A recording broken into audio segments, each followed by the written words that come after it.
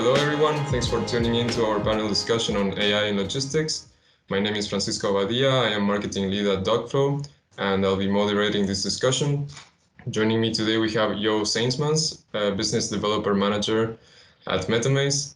Metamaze is an AI document processing platform with clients in the logistics sector. We also have Wim Farasin, he's managing director at Lanark.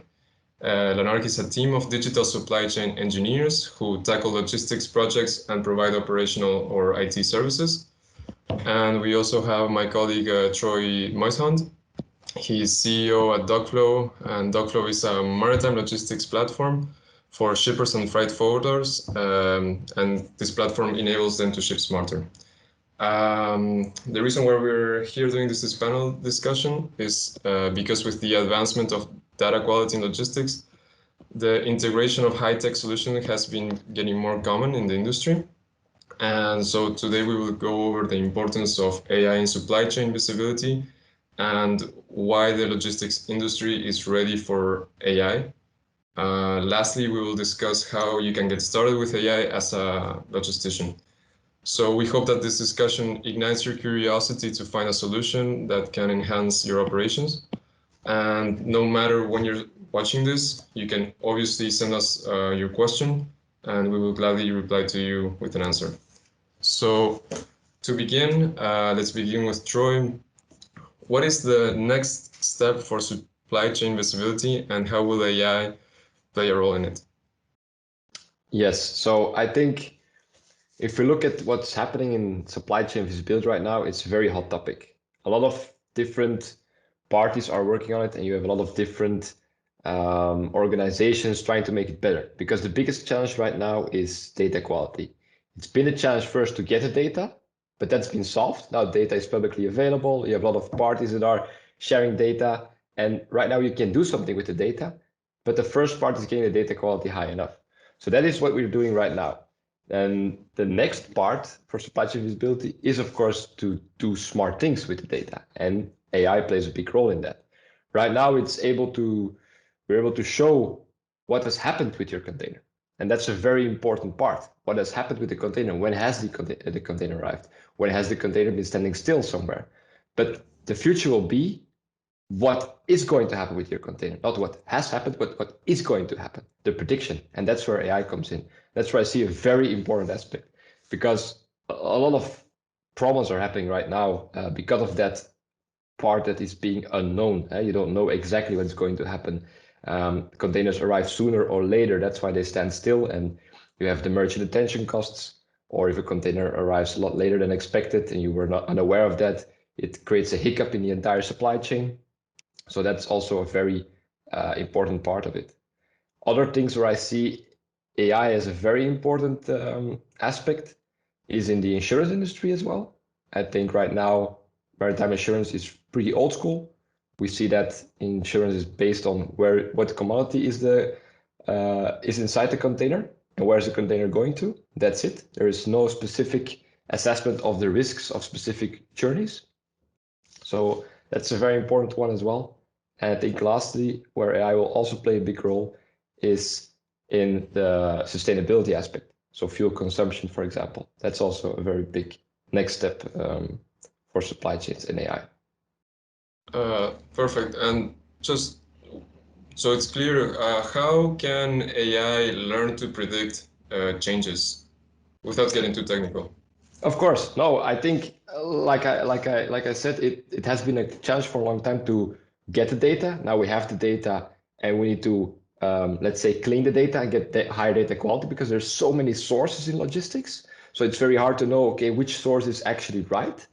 But if you are managing to get the right story, and you can say, okay, this data source is correct in this case, and you learn from it, and you have some sort of self-learning technology, then at one point, and if you have a lot of data, a lot of transports happening, and you aggregate them, at one point you will be able to say, okay, if this happens, then that will happen with a very accurate prediction. And I think that is how AI, in a non-technical way, AI will be able to help you predict very precisely when a container will arrive or when a ship is going to be delayed, etc. Troy, would you say that more than cleaning the data, AI is going to be the tool that helps us stitching together different data sources, more than purely the cleaning, or Exactly, both? exactly.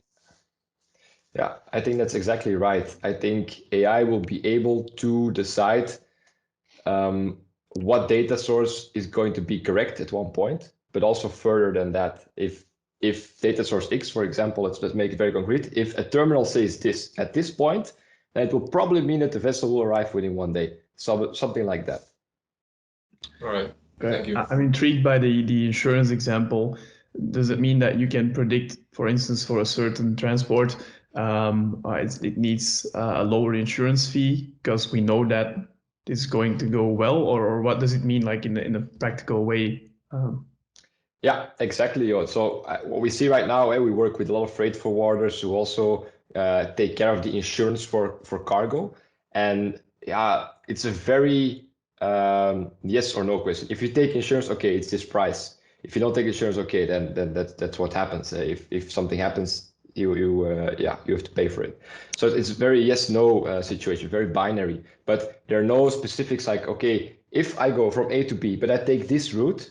For example, let's take the Suez Canal. I go to the Suez Canal. What is the risk that I have there? And I think after a case we have seen, the risk can go up because we learn that in the Suez Canal right now there are a lot of hiccups, etc. And that kind of stuff could very much impact the fee that is paid for the insurance.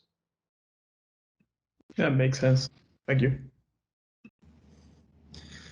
Moving on to our next question, how come there aren't already more initiatives happening that leverage AI for supply chain visibility? Mm-hmm. Yeah, I think that relates a little bit to what I've been saying. We first had to solve that challenge with the data and the data quality. So what we're seeing right now is that we are having better data quality. And that is also related to the fact that there's a big evolution going on in logistics. We see that, for example, companies like Nextport who are helping other companies share data. That's a very big initiative that is very important for the industry because we've been very conservative in this industry. Everybody's been working with that's my data, and they've been creating fences in between so nobody knows what the other actor doing in the supply chain. And I think that movement, that ideology, knowing, okay, if I share my data with somebody else, the entire supply chain gets better. That's also a very important aspect of that fact. And I think because that movement is here now, AI will grow much quicker. And I think one more aspect could be that IoT devices is a very important aspect, very important data source, and that's improving a lot. So those devices are becoming cheaper, so more people are using them. The strength of the device is better, so they have more connectivity. They're able to generate a lot more different data. I think those things also take care of having more AI initiatives in the future. Mm-hmm. Could you give an example of these devices that are already used or should be used in the coming years? Like, do we talk like heat sensors or cameras or what are Yeah, I think there are these devices. I think these devices have been around for a long time, and they could gather a lot of interesting data already for a long time. But they were most of the time too expensive, because in logistics it is often the case that something goes from A to B, but nobody knows what happens after that. Even not the person involved with transporting it. Even not the shipper knows exactly who his buyer is. It's possible that his buyer is going to sell it to other buyers somewhere else. And so nobody knows. And then it's very hard to attach a sensor to it that costs $200 and you just hope that you get it back. No, that's crazy. That doesn't work. That only works for specific transports. But right now, these devices are getting cheaper and cheaper because of economies of scale and because of efficiencies. And that's when it becomes interesting, because everybody just uses a single-use device. They gather temperature data, humidity, light detection for security. And all those data, if you aggregate it, you can become very smart about what's happening on the journey. You can know which transport routes are dangerous and have a lot of temperature damage, or which transport routes are insecure and container doors get opened, people break into a container. All those things you're able to know it right now. Is that, as you're saying, sharing data is crucial for that one lane or one move from A to B? Or are we also seeing data being shared across different shippers and different lines. So you might know that Suez Canal is difficult because of the transports you track through the Suez Canal. But is there already talk about a platform where everybody shares that data, so you can really get a lot of data to work on, or there's nobody working on that yet? To my knowledge, no. I think the first step that we're seeing is that people are a little bit more open to sharing data across the supply chain that they're in. Their single supply chain. Yeah. Exactly. It would be amazing if people would share it across different supply chains. Yeah. But I don't see that happening right now. Could happen in the near future. Let's hope. And speaking of near future, does Dockflow have any plans with AI technology? Definitely. So actually what Dockflow is, our secret sauce, let's say, is that we have an algorithm that is able to predict which data source is right at which moment in time. So because of there are like 100 different data sources all saying something about a specific transport, you need to have an algorithm that filters that and says, okay, in this case, this data source will be correct. And that is right now based on logic, on, okay, if this happens, then probably the terminal closest to the ship will be right, etc. But a very logic next step would also be to include AI so that it can predict what is going to happen. And that would be amazing. And that would be a great benefit for our users as well, because if I take one example, the ETA, the estimated time of arrival, if you're able to predict it a couple of days beforehand what it will be exactly, yeah, that's innovation. That's really something new. Right now, people are in the dark. They're just looking everywhere, working with very rough estimates, and that could really make a very big difference. And we hope to make that difference. Well, what's the current like time gap? Like I've no clue on these ETA estimations, but how far is it off? Like could it be a day like right now, or half a day, or where are you right now with these cargo transports? Like, is it really bad? Yeah, it's a good question, Joe, and it is pretty bad. So at the beginning of the journey, everybody gives an estimated time of arrival. But if it are transports of, let's say, 20 days, the ETA can change for +3 days, -3 days. And even that's like the average, but sometimes it can be +7 days because something goes wrong in a transshipment when one container is transported to another vessel. All those things can happen, but they're only detected. That's the problem. They're only detected after they have happened, for a very long time after they have happened. That's why most of the time during transports, the last 12 hours, that's the time when everybody logs into the website and checks, okay, is there anything changing? They check it every hour to get the most precise updates, because they're only able to get precise updates very close to the real arrival time. Okay, and then they see that it's very accurate because they only base themselves on the last predictions. But if you go back longer, then you see that it's a few days off actually. Yeah, the problem is you have to plan up front. You have to say to your trucker, okay, the ship will arrive the 20th of April. You have to pick it up there and there. Then you get an ETA change. Trucker, you pick it up then and there. And then the last 12 hours are more critical. You can say, okay, eventually, sorry, it will not arrive today, it's tomorrow. Or you have to go quicker because it will arrive in 1 hour. And that's the annoyance that creates a lot of inefficiencies. And is that part of the supply chain ready for that? Because indeed, as you explain, it's gonna give a lot more visibility. It's gonna give more accurate ETAs. Are the guys on the other hand that can then use that data, are they ready to incorporate that in their processes, or is that also a road we still need to go down? I don't think they're just ready. I think they're really in dire need for it. I think if we would, we really have customers would say, okay, if once the ETA predictions get more accurate, we are totally ready. We don't have to call them 20 times our truckers anymore. We call them one time. We know exactly what they have to do.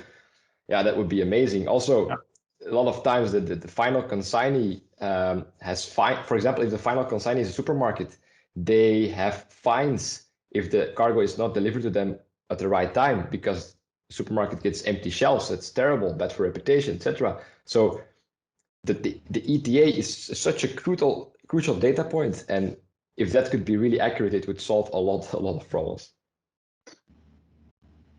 Yeah. let's move on. Maybe now a question for you.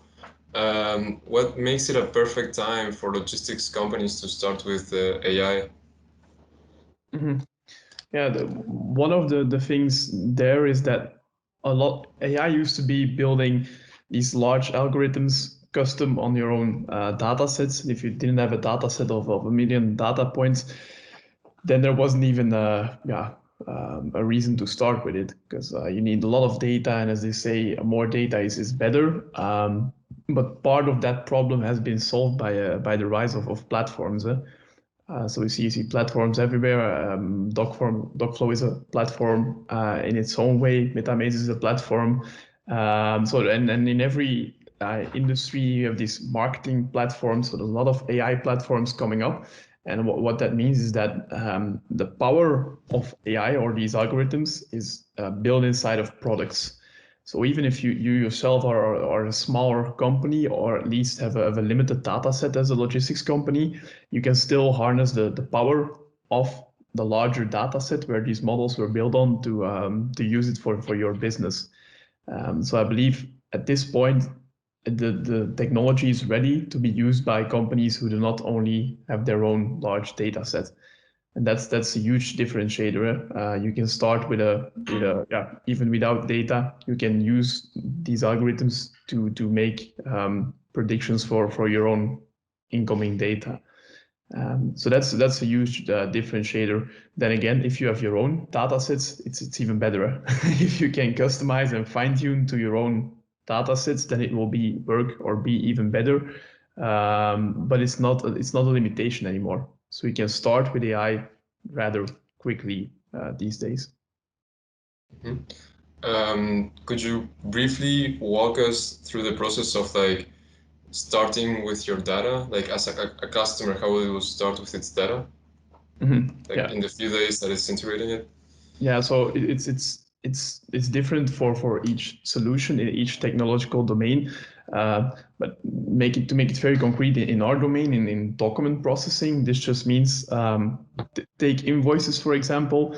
You can have these really well-trained algorithms to extract invoices. But if you will take invoices from a specific customer and fine-tune these models on those invoices from his suppliers, it will still work better than if it did not do that. So it's really fine-tuning on customer data instead of building the whole thing on customer data. Well, you can do both, but the base models are already there, and it's probably the same for Dockflow. Or if you're going to predict these kind of ETA things, you can start from a base model with a lot of logistics data, but then probably for your specific routes, you can fine tune it based on the things that you know from your routes. And it's a combination of a platform with the technology or the models already behind it, and then the fine tuning inside the platform that is really, really powerful, I guess. And how easy is it to get? Because what you say is really important. That you don't need to have huge data sets of your own anymore, which it unlocks the technology for a lot smaller companies as well, and smaller budgets. But can you really just take one invoice and throw it at an IDP and get a meaningful result, or that's still not possible? Speaking for IDP, one is probably a bit too small, but it came from thousands of examples to a few hundred, and in some cases even a few dozens, depending on the document type. So it has really become a lot more intelligent. So the baseline, the architectures inside these platforms, they can handle a lot, and they need a very limited amount of fine tuning. Yes. And one of my the soapboxes I get on is getting paper out of operations. Now a lot of stuff is still written on the paper. When a loader needs to load, they like to tick off stuff, etc.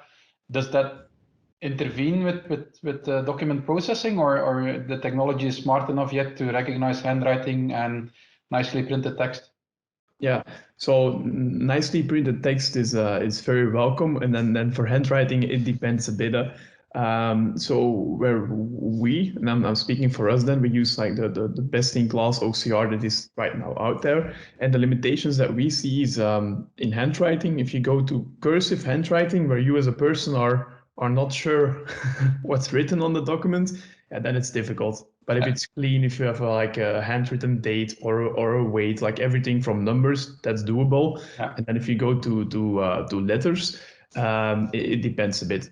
If it's clean, it's possible. If it's like a really cursive handwriting, then yeah, we would advise to do these fields still manually, or correct the AI algorithm. And it's a bit of both. But you can't expect like a 90% automation rate. If it's a cursive written letter, then it's still hard. Okay.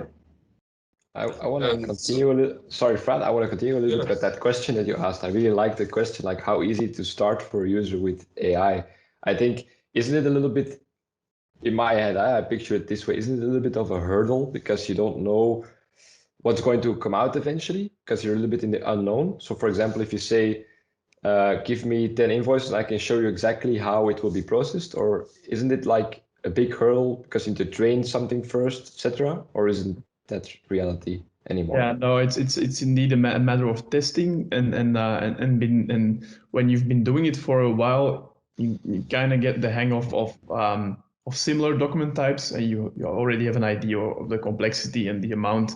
But that's something that you can mostly know from doing it, and indeed having similar, and then speaking for documents specifically, similar documents that you processed already. But indeed, you never know beforehand what the exact accuracy is going to be. But you can make a rather good estimate from tests or from different numbers. All right. And why has document processing suddenly become intelligent document processing? Yeah, I can imagine it's a question that a lot of people ask themselves. So you see intelligent document processing pop up everywhere now for the past year or 2 years. And one of the main reasons is that beforehand you had document processing was parsing, so OCR parsing, turning like an image into a machine readable text, like what your scanner does, for instance, and then using templates to say, okay, if the word is on the right top corner, then it's probably an invoice number, and if it's at the bottom, then it's an IBAN number, or everything was location based basically. And we've evolved from that technology as a business domain to using AI to really interpret the language. So you have now specific models that only use language, so they just look inside a text based on the distance of the words to each other and how the words follow each other. Does this piece of text mean that entity? For instance, it will look for a number, and then it will calculate, is this number the invoice number? And then it will look at different parameters to predict if it's the invoice number, yes or no. So that's a whole different approach, but that's like the pure NLP based approach. It's a bit more technical than that, but that's the easy explanation. And then you have what we did before, like the template-based solutions. If it's in the top right corner, that's probably an invoice number.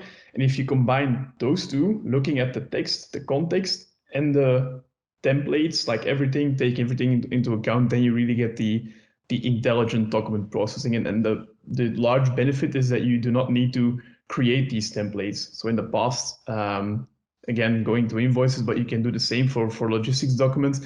For every incoming supplier, you have to create a template.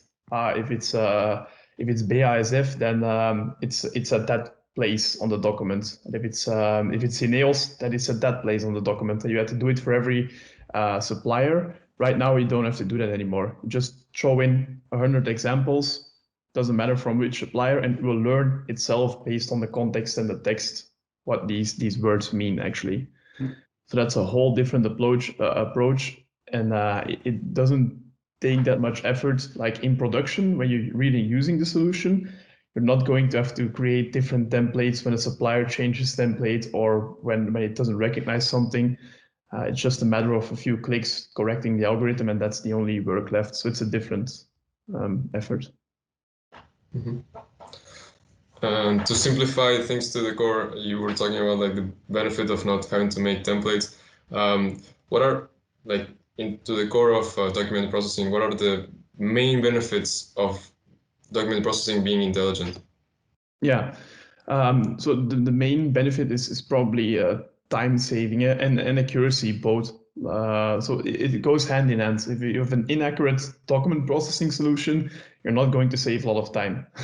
So if it gets more accurate, if it's smarter, then it automates more, then you're not going to spend as much time on doing these corrections. Beforehand, with the template-based solutions, you still have a lot of faults because templates, they change. And if you're a large company, you have 3,000 different suppliers. Yeah, imagine maintaining 3,000 templates. Like, oh, the invoices for BASF, did they change their template? Where are the numbers now? It's a huge work. Like, yeah. So then you're automating, but you're only automating half of it in the end. Yeah. Perfect. And how soon do you think the logistics industry will take to transition into these AI solutions? Yeah, it's already happening. So we see this happening every day. I think Wim and Troy see it happening too, and in their fields. For document processing, we saw that the finance industry was like a really large front runner. They have a lot of documents. They're always innovative in terms of technology, so they were one of the first doing these things, and healthcare following. And right now we see the same in logistics. So we see in different industries it's being used. You see a lot of success stories, both to the IDP itself, but also the RPA market is booming, and it's taking it into its slipstream. And I think a lot of companies will follow during the coming year because it's becoming the industry standard to use IDP instead of template-based solutions. So yeah, pretty quick, I believe. Do you have like a quick example or figures of how like it improved the logistician's job? Yeah. So imagine if you're doing completely manual, then you could save up to, let's say, 80-90% of your time right now, because you will never automate 100%. So the companies who will tell you we're automating 100%, you will still have some manual intervention. I do not believe like in 100%, but 90 is something that is feasible today. And then there's still a difference between documents fully automated, like no person has to look at this document, could be 80%, and then for the remaining 20 could be that for these documents you still have to correct one field or the exceptions, and in the end you will land something at 90%. For like these semi-structured logistics documents, like a certificate of analysis or a way bill, these are things that are semi-structured that are rather easy for these algorithms. Before we move on, is there any other questions for Joe and that you have, Troy or Wim? For me, it was very perhaps, clear. which is also linked to our experience, which I think we can get to it in the next question perhaps, but do you have a lot of standalone AI projects, or they're always part of a bigger automation or digitization project? Because I think we used to have AI for the sake of AI a couple of months or years ago. You hear that less and less, I think. So do you have standalone, here is Metamaze, here is our intelligent document processing, and that's it, or it's always part of something bigger these days? Yeah, good question. It depends a bit on the technology already beforehand at those companies. So indeed, in most of the cases, it will be implemented into some kind of workflow or an RPA robot or something that's already there. However, it depends a bit on the project if they're already using something. So for us, this could be purely AI projects, but then the customer has something already in-house that they just want to plug in the AI solution into. But it's always more than just the AI solution, of course. It's always part of a bigger workflow. It could be anything. It could be an accounting system or an RPA robot or anything. It could be different depending on the client. Great. Thank you, Yo. Moving on to Wim, what did you learn from working from training AI with different companies and industries? That is where the value lies. If you start, that's what I think what you called platforms. That's where the future lies of AI, and it's how it's unlocking the technology for many companies. It lowers the threshold to get into AI, lowers the hurdle you need to get over, but it also immediately gives you much better results because you're not only using AI on your data set, but you're using it on similar data sets. And because every company likes to say, yeah, but we're unique and our problem is different. But in the end, it's supply chain, right? And it's getting stuff from A to B. It is connecting data, like Troy was saying. So in essence, a lot of these challenges are really the same. And that's just the power of AI. Train it on a couple of data sets, and then you can apply it to other examples. I think what we are seeing, something we haven't talked about a lot now yet, is everything related to image recognition, which is one of these other areas where AI is really gaining a lot of traction. It's amazing to see the last 3 to 6 months, the number of applications that are surfacing that are all doing the same kind of recognition of it could be going from a label, and another very interesting functionality that is emerging is counting. And so you have these apps now, you point them at the pallet, and you just need to say it's boxes on the pallet, and automatically it chooses the right logic, and it tells you there's 63 boxes on the pallet. So those kind of applications are really starting to get, almost available in an app store on your mobile phone. So it's really about what is it? Democratization almost of AI technology. There's a lot to start from. I remember from working at Faction, we did a project in helmet detection, like the fall helmets that you have to wear for safety reasons. And I remember from that project that there are already libraries that detect, what was it, green helmets, because it was in the US, and we needed one for yellow helmets. But then you start from the green helmets data set and fine tune this to yellow helmets. So it's really that simple, but there's a lot already there. And that's the beauty of the whole AI industry. Yeah? Everything is pretty open. So except for customer data, of course, but I mean, like the algorithms, there's a lot of things available already to start from. So. But and also if you look internally in operations, how many think where you have partly automated, semi-automated operations with conveyors, and you need to know if there is a product somewhere.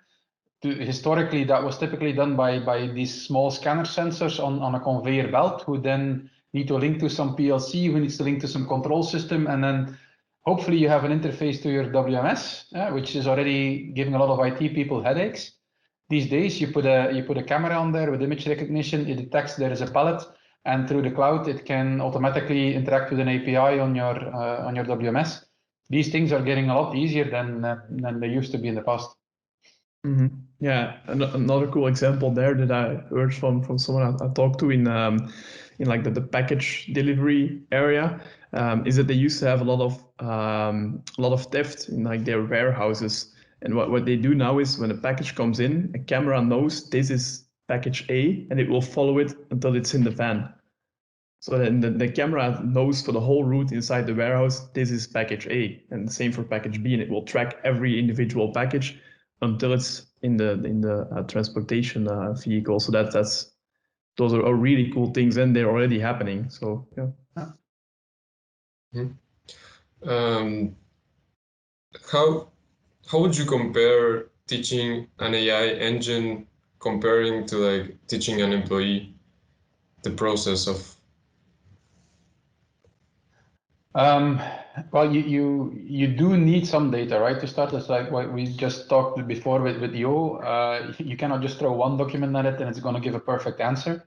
You need to have a bit of a data set, and ideally you already know what the data is. If we're talking invoices, if you have last year's invoices and you know how you booked them, that's the perfect situation, right? You take all of the last year's invoices or even the last 2 years, you extract the data out of your accounting system and you throw it at the AI engine to learn. And even better, if it's an existing AI engine that already knows how to process invoices, it has a lot of knowledge already. And I think the right term, Yo, is you super train it on your specific data set. So that's how you ideally do it if you want to train AI versus training people. I think giving the basic training to a person, that's still okay, but you're limited in how much you can give to people, right? So you typically need to do it in steps, and you first give them the easy cases and you let them work through that, and then once they get the hang of that, after a month or 2 months, depending on how quickly they pick it up, you give them a bit more difficult scenario, which means it can sometimes take up to a year before you can give all of your scenarios that you have the most complex also to your employees. And especially, again, talking invoices, if you have a supplier that you don't use that often and they send an invoice twice a year, yeah, it can take up to 6 months before your employee sees that invoice for the first time.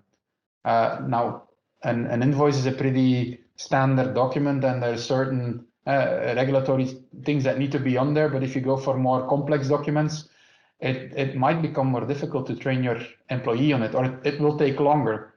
So I think in pure learning time, you can get your AI trained faster than your employees typically. The one thing which we discover, because AI is also for us as Lanark, it's one of the many technologies, and that's also why I asked to you. Very often you see it together with RPA, because AI on its own is just AI, but if you really want to automate something, you need to program something around it, and either it's in a platform like with Dockflow, or it's with RPA that manages the process for you. What you see there is people are used, when they give something to a computer system, they expect it to be correct always, right? The computer is black or white, ones or zeros, pretty binary. And with AI, you move away from that.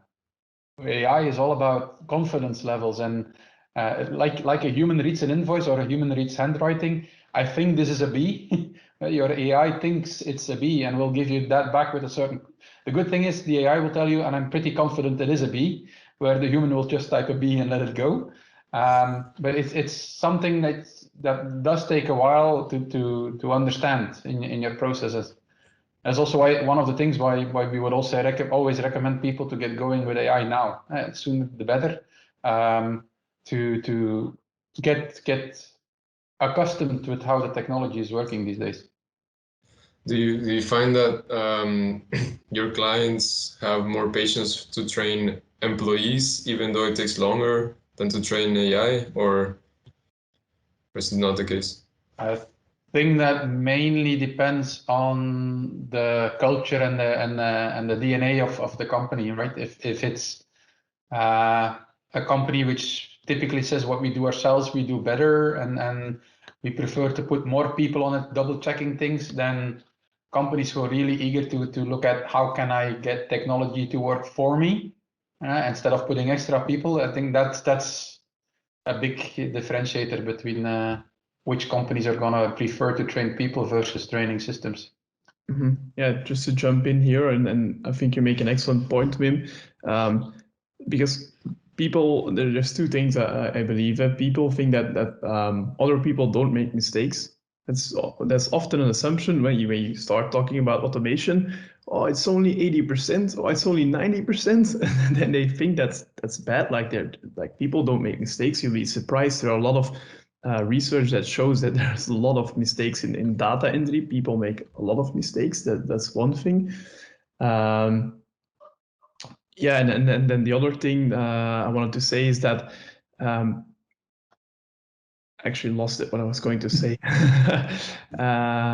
Yeah, and they expect some kind of magic from AI. So they expect when they hear AI that it works out of the box, and okay, it should be like a magic wand. But once you go through that phase with each company, because you have to go through that phase with each new prospect or company you work with, that is not AI. So you can't expect it to work from the beginning at 90%. Okay, some cases you can if you have pre-trained models.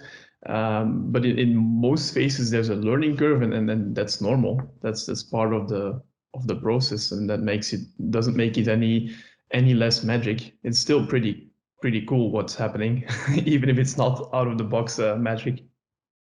And that's why it's such an interesting period for AI right now, because if you need to explain AI to interested parties, they might be disappointed that it's only 80 or 90%, and they might still have in the back of their mind, and this is an investment of X thousands of euros, whereas today you can get started, not cheap, but you can get started easily with low hurdles, especially if you're in a domain where there are pre-trained models. You can really get going for bite-sized initiatives, right? It's not a massive investment and a multi-year project anymore.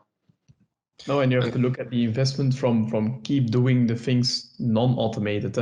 If you look in Belgium, I'm not like talking all against human employees here, but if you look in Belgium and they have a high salary rate, or what's it called? You pay 50,000 euros a year for an employee. If you have these kind of AI solutions that you can do it for a 3-digit figure and automate 80%, and I think you have a pretty solid business case. But people tend to forget that employees cost you a lot if they're just typing documents a whole year. It's just not compared to what the technology can do today. That's not a right solution anymore. You can these people more valuable tasks that is. And exactly what you say now, I think, is the important part. It's not about cost cutting. It's about cutting out non-value added work, right? Typing over an invoice from one system to another, or from a PDF into an accounting system, that doesn't add value if you can get that automated. And that person is then freed up to do something meaningful, to follow up with your overdue invoices and I don't know what. That's what's generating value for a company versus just typing in the invoice in a system. Yeah, it's the same with Dockflow, for instance. If you have a lot of automation, then you can really add more time to interpreting the results, to really analyzing these ETAs and or handling meaningful tasks. Yeah, exactly. I had a question for Wim, and actually for Wim and Jo both, but Wim mentioned it. Like, it's better to start sooner rather than later, because the sooner you start with AI, you're training it, you're making it more precise, and you will have benefited of it right away. But the benefit in the future will be, a compound effect actually. And that's something that I wanted to ask. I think it's pretty obvious, but companies who haven't made digital first or haven't made data a priority, are they right now feeling that it's much harder for them to start, and it's a big mistake that they've made in the past? Or how would you see that? It depends also on the scale and the size of the purse of the company, of course, right? But if you look at more small and middle-sized enterprises, a lot of them are seeing this as this huge mountain.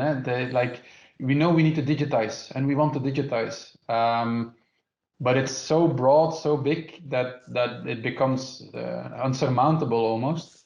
And I think that again, the same message: get started. Take some small example where you think I can automate this, or I can use AI to spend less time on it. And as you get going, you will start understanding what is possible with the technology and whatnot, and then you can start building a vision and a strategy on how you're going to digitize. But as long as that digitization thing stays out there as a concept, it might be it is very daunting. But if you just start small and you chop away a first part, then it's a lot easier and more manageable to get started. Plus, also you get visibility on how will my investment be spread throughout time. You start thinking, oh, I can do this in phases, and I can do a bit now, and I can do a bit next year. So I don't need to put 200,000 euros there on the table to start something that I don't know what it's going to give. No, I start small with 10 or 20K now, and I see what is happening. And to get started, because obviously, it's not good to do AI just for the sake of AI. But like to get started, what characteristics of a case, of a problem that you have make it interesting to look into AI? Anything where somebody is typing something which is on a piece of paper into a system, especially if that is a printed paper. If it's a handwritten paper, that's as we already talked, it's sometimes more difficult. But if it's something which is printed on a piece of paper and you're typing it to another system, then it's a prime candidate to look at. And again, that's probably not going to end up being purely an AI project, but you're ideally going to have an element of RPA around that as well.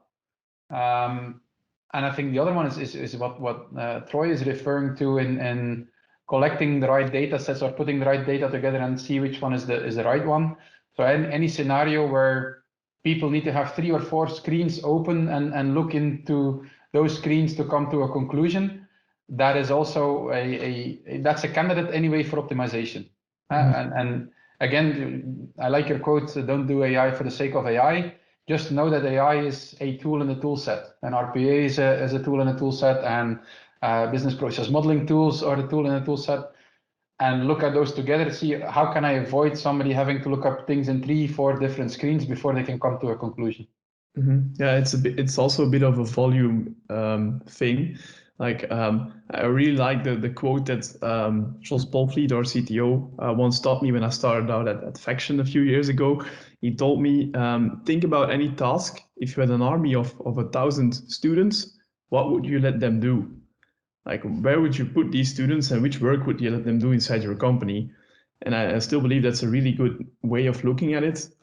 If you have really large volumes of repetitive things that you need to do, AI will probably be the way to go. And then specific for IDP, for documents, if you have really large volumes, then AI is definitely the way to go. If you have a specific document, again, specific for my industry, but if you have a specific document that comes in 2 times a year, yeah, don't look at AI, just type it, and it's fine.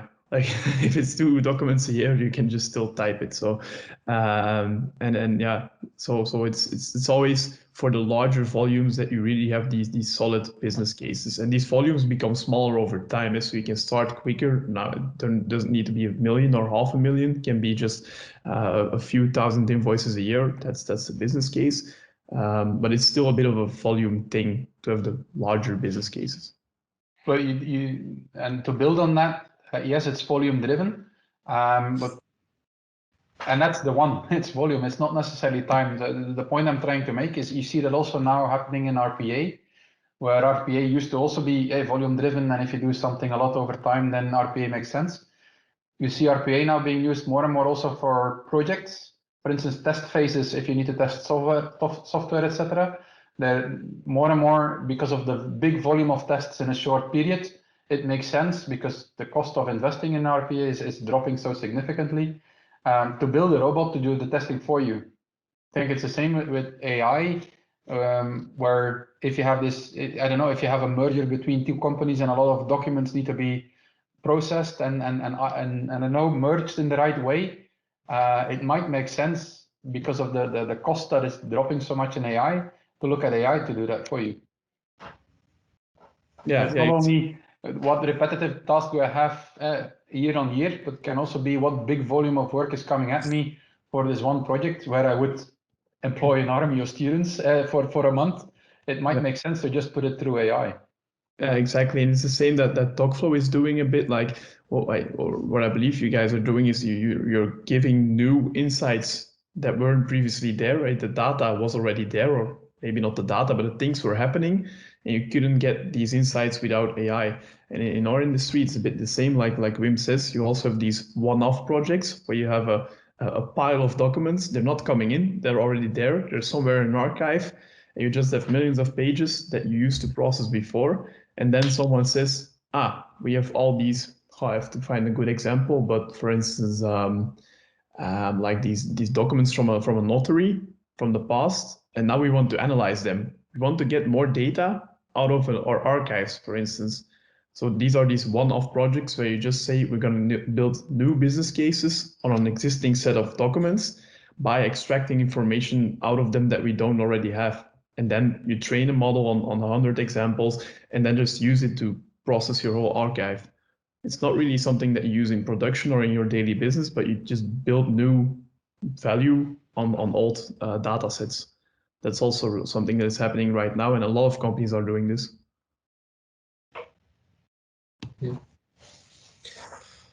Great. I sense that we're reaching kind of the end of the discussion. I don't know if there's any more questions for Wim from you or Troy, or anything else that you want to note. The only thing I would recommend companies who are interested but don't really know how to start is just reach out to people. If you Google on AI or on LinkedIn, you will definitely find somebody in your network who knows something about AI, and just get started, get talking, and what can I do, what can I use it for, and then you very quickly come to the right people that you can pull into a small pilot to get something going. Yeah, and if it's purely from a education point of view, I did the Helsinki reactor course, and I would recommend it to everyone. In Sweden, they're doing like the national AI course, and I think in Belgium you have some too. But that one is really impressive. It goes from the basics, and then you can choose if you know already some coding. You can also do a coding course inside the same course. But these are things that we see happening. As I said, Igoria did something in Belgium too. But there's a lot of courses on AI. They're mostly free. They are paid as well. But if you want, you can really, like in a month, get the basics, or even in a week if it's a small course, to just understand like these principles and what you can do with it. And I believe that once you have the principles in your mind, if you're then working in your business, you will see opportunities that you did not see before, and that's basically the thing. If you know what's possible, then you can start applying these technologies.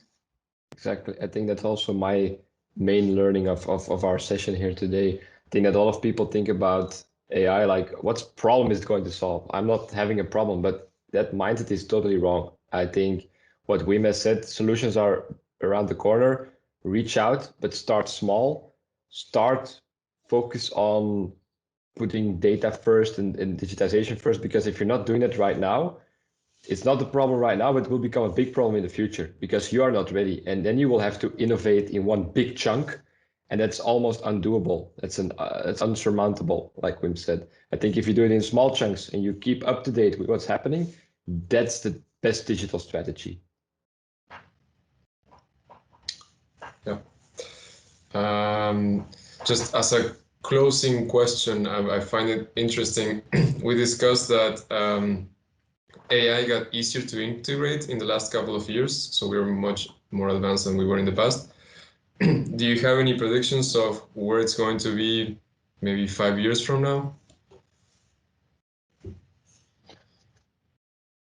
The real interesting one, I think, because now you still need to know which platform is the right one for you, right? They're all still specialized. You have intelligent document processing, you have image recognition, you have linking the right data to each other. It's all different solution sets.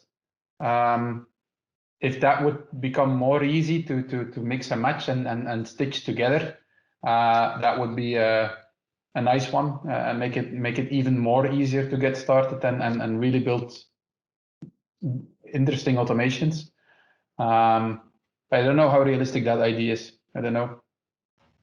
Yeah, it's an interesting idea anyway. I don't know how realistic it will be on the short term, but I believe that the same as BIM. So the real magic that people expect from AI today, like